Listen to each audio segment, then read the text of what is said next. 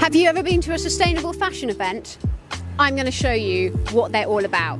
This one is a collaboration between Pozu, a sustainable shoe designer, and this brilliant company called Wear the Walk, who rent out sustainable, really edgy clothes. I love them.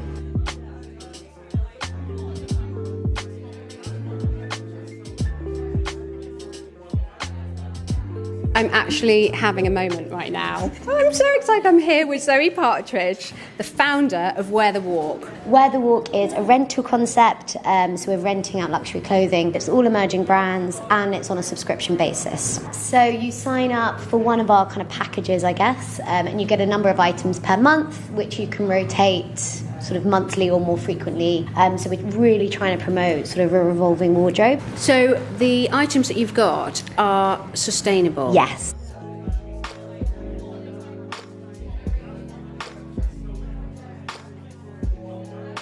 I think fashion and sustainability at the moment is just absolutely red hot, and coming together with Wear the Walk, Pozu is a sustainable shoe brand, and sort of bringing the whole idea of styling and making ethical sexy. We can work with fair trade rubber, and we've just produced this new fair and ethical line in Sri Lanka. It's from the coconut, so the outside of the coconut.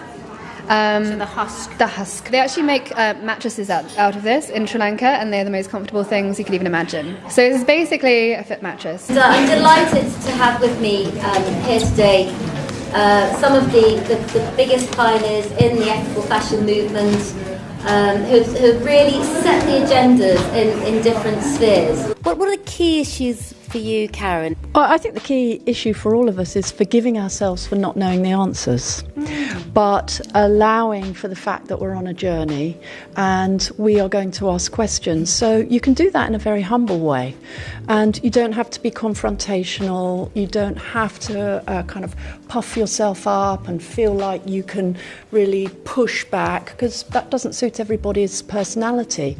I think my generation, millennial generations, their consideration for wanting and requesting sustainable designers and kind of ethical products, the appetite is absolutely growing year on year. So really the designers are absolutely pioneering this. While I was working at Metro, I was increasingly uneasy sitting at my desk and going out to events, and I realised the reason I was uneasy is that I was working against my conscience. I think if anyone looks at what's happening to animals in society, both their use for fur and fashion, and on a much larger scale for food, it's diabolical. Net-a-Porter gave up selling fur, and I had a chance to speak to someone from Net-a-Porter about that.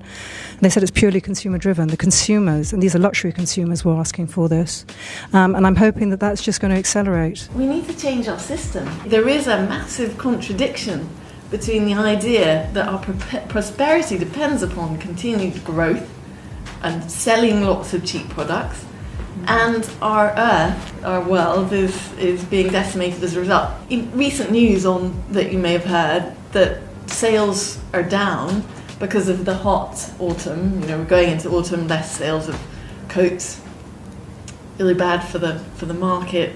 And yet, it's probably the best thing that can happen for reducing the impact of our industry. I didn't know a thing about the shoe industry as a shoe design student. Back then they didn't talk about the conditions of the workers or even what materials are used in production.